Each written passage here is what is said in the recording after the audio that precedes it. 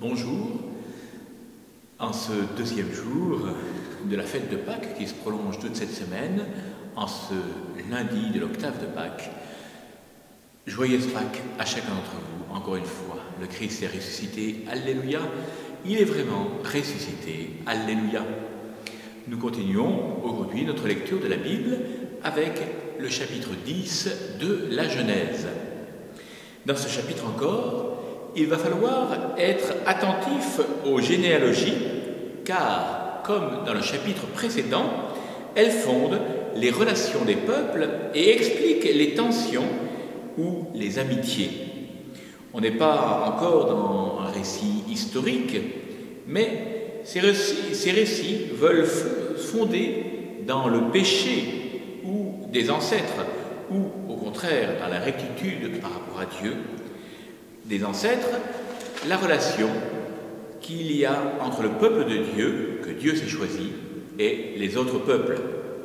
Ce chapitre présente donc l'origine des nations répandues sur la terre comme l'accomplissement de la bénédiction divine accordée à Noé et à ses fils.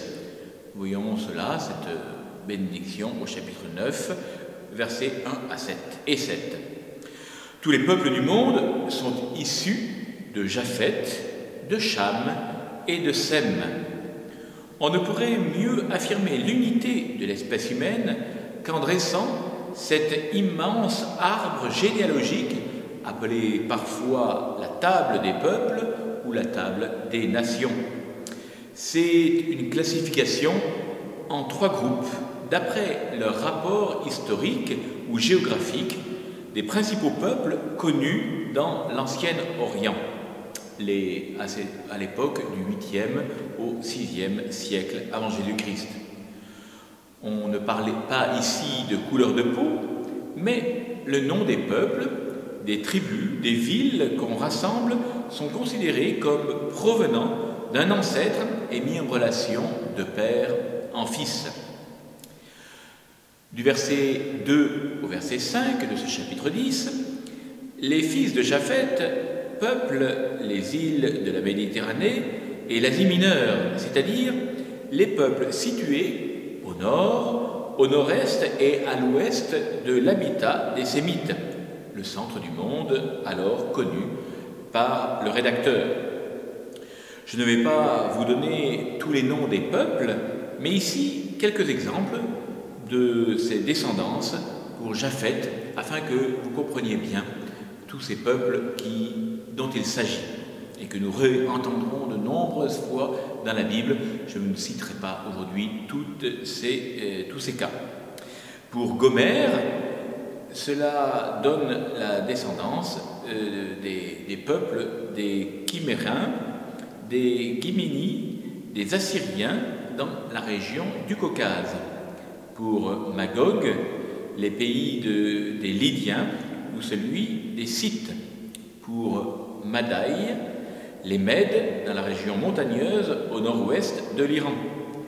Pour Yawan, les Grecs ioniens d'Asie mineure.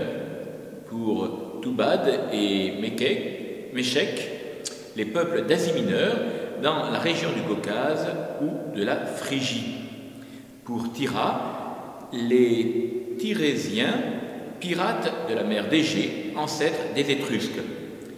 Il faut être fort, bien sûr, en histoire et connaître tous ces peuples et la géographie de l'époque.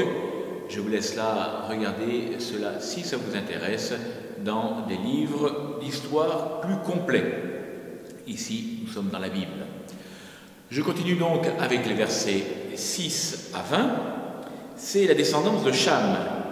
Vous vous rappelez, celui qui a vu son père nu. Ce peuple est situé au sud par rapport au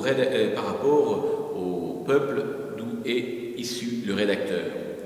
Nous retrouvons comme peuple dans cette descendance, écoutez bien, c'est là qu'on trouvera tous les ennemis jurés du peuple de Dieu en particulier.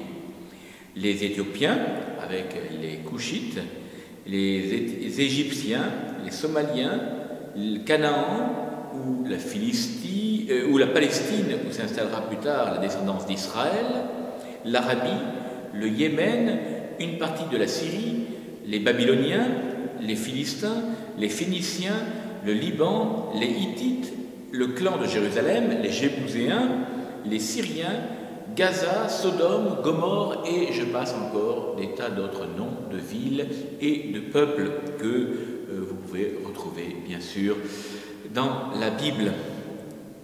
Au verset 21 à 31, nous arrivons à la descendance de Sem, qui arrive bien sûr à la fin. La rédaction a décrit en premier les peuples qui vivent autour d'eux, puis la Bible ne retiendra que la suite de cette descendance, sachant que dans la descendance de Sem, il y aura Abraham. Nous verrons tout cela dès demain ensemble, si vous le voulez bien.